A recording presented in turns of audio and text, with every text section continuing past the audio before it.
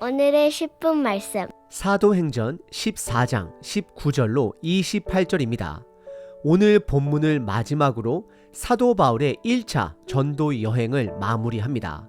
사도 바울의 1차 전도 여행 경로를 살펴보겠습니다. 바나바와 바울이 어느 교회에서 파송을 받았는지 아시나요? 맞습니다. 수리아 지역에 있는 안디옥 교회에서 파송을 받았습니다.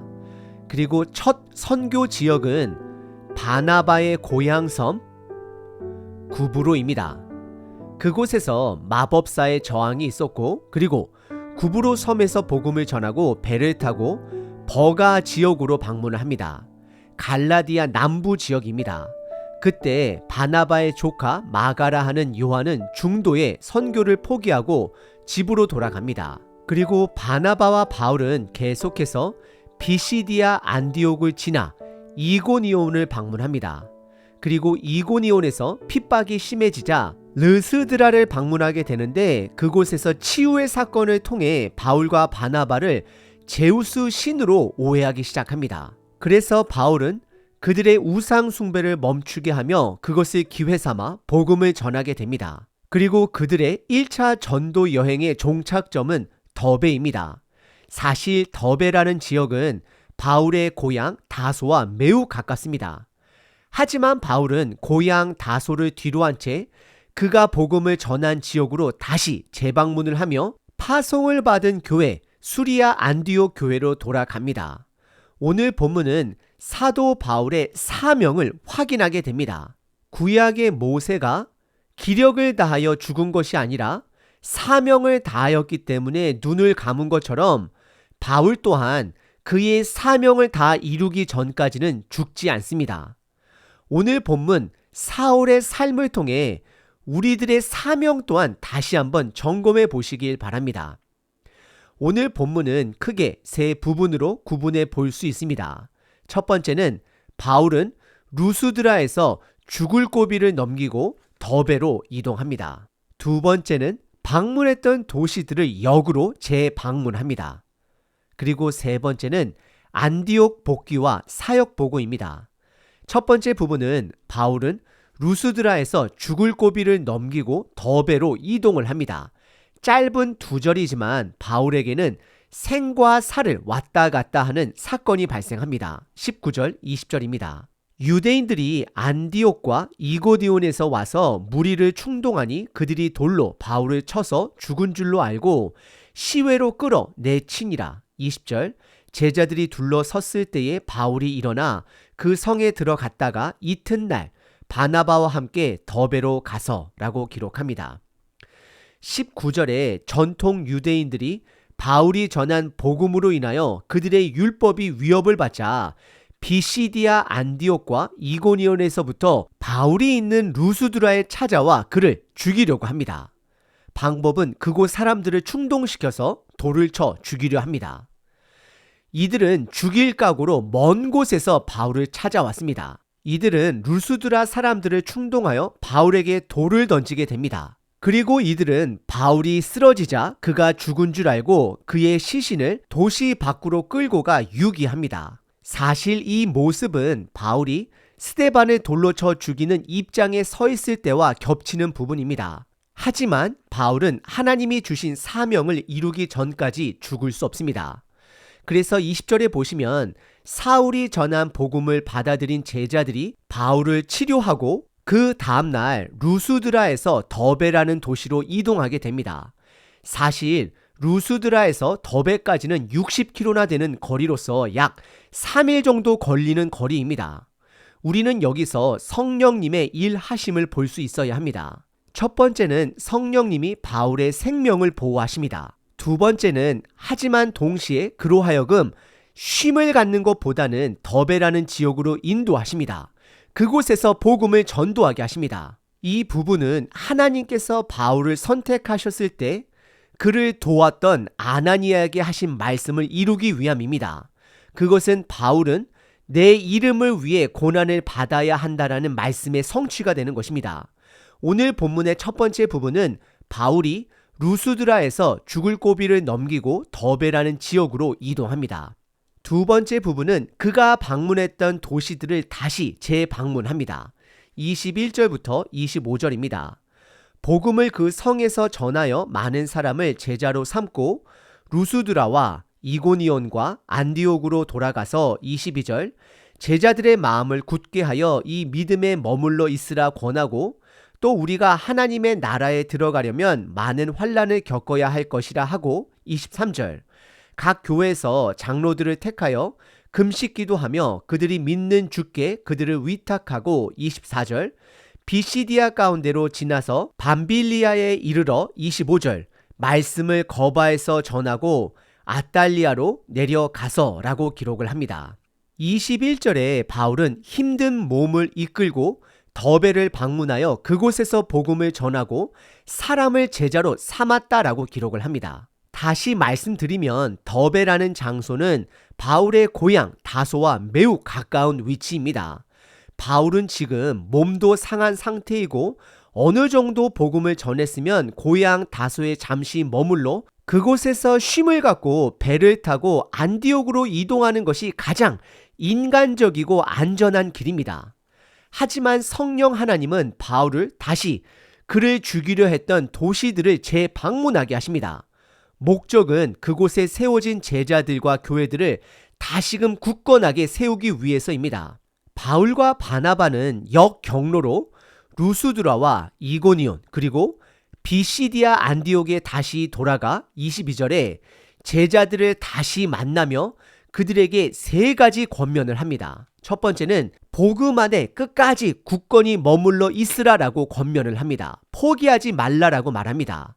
그리고 두 번째는 하나님 나라에 들어가려면 많은 환난을 견뎌야 함을 그들에게 말하고 있습니다. 그리고 마지막 세 번째는 나이가 많은 장로들을 세워 믿음의 공동체를 그들에게 맡기게 됩니다. 특별히 바울은 기도하는 가운데 나이가 있는 장로들 중에 선택하여 사람을 세웁니다. 그리고 24절에 바울과 바나바는 비시디아 안디옥에서 산맥을 넘어 밤빌리아에 이르고 25절에 아달리아 항구 도시에 도착합니다. 오늘 본문의 두 번째 부분은 재방문을 하는 바울과 바나바입니다. 성령님은 바울의 고향인 다소가 아닌 제자들이 있는 하지만 위험한 장소를 재방문하게 하시고 그 제자들에게 바울과 바나바의 방문을 통해 힘을 주십니다. 세 번째 부분은 바울과 바나바가 수리아 안디옥 교회에 복귀합니다. 26절부터 28절입니다. 거기에서 배 타고 안디옥에 이르니 이곳은 두 사도가 이룬 일을 위하여 전에 하나님의 은혜에 부탁하던 곳이라. 27절 그들이 이르러 교회를 모아 하나님이 함께 행하신 모든 일과 이방인들에게 믿음의 문을 여신 것을 보고하고 28절 제자들과 함께 오래 있느니라 라고 기록합니다. 바울과 바나바는 항구 도시 아달리아에서 배를 타고 수리아 안디옥 교회에 복귀합니다. 성경은 바울과 바나바가 구브루 섬을 들렸는지에 대해서 말하고 있지는 않지만 들렸을 가능성도 있습니다. 이들은 파송을 받은 안디옥 교회에 복귀하여 27절에 그들의 업적이 아닌 하나님이 하신 일들을 안디옥 교회 식구들에게 보고합니다. 특별히 이방인들이 복음을 받아들인 것에 대해 강조합니다. 그리고 바울은 수리아 안디옥 교회에서 28절에 보시면 오래 머물렀다라고 기록을 합니다. 사도 바울은 1차 전도 여행 이후 많은 것을 느꼈을 것입니다. 그리고 그 안디옥 교회에서 오래 머물면서 그곳을 떠나기 전에 1차 전도 여행에 방문했던 갈라디아 남부 지역 제자 공동체 교회들에게 편지를 쓰게 됩니다. 바로 그 편지가 갈라디아서가 됩니다. 그래서 갈라디아 서신서의 핵심은 믿음으로 의롭게 됨을 강조합니다. 오늘 본문의 세 번째 부분은 바울과 바나바가 안디옥 교회에 복귀합니다. 오늘 본문은 바울 1차 전도 여행의 마지막 부분입니다. 바울의 1차 전도 여행을 5문장으로 구분해 보면 첫 번째, 그들은 어디를 가던 먼저 회당에서 복음을 전했습니다. 두 번째, 하지만 더 이상 전통 유대교의 핍박으로 복음 전해지는 것이 불가능해지자 그들은 이방인들에게 복음을 전하게 됩니다. 세 번째, 그리고 어디를 가던 항상 핍박은 그들에게 따라옵니다. 하지만 바울과 바나바는 포기하지 않습니다. 네 번째, 그리고 그는 방문한 지역들을 다시 재방문하며 믿음의 공동체를 굳건하게 합니다. 그리고 마지막 다섯 번째, 결국 바울은 하나님이 그에게 주신 사명, 이방인과 이스라엘의 임금과 자손들 앞에서 내 이름을 증거하고 내 이름을 위해 고난을 받는다라는 그 말씀을 성취하게 됩니다. 바울의 1차 전도 여행은 성령님의 철저한 인도하심이었습니다. 저와 여러분들의 삶은 어떠한가요? 비록 우리들이 나름대로 최선을 다해 삶을 살아내고 준비하고 계획하지만 그 안에는 성령 하나님의 인도하심이 있습니다. 분명 저와 여러분들에게도 하나님께서 민족은 아니라 할지라도 맡겨주신 소수의 사람들이 있습니다. 우리는 우리에게 맡겨주신 그 사람들과 함께 복음으로 세워가야 합니다.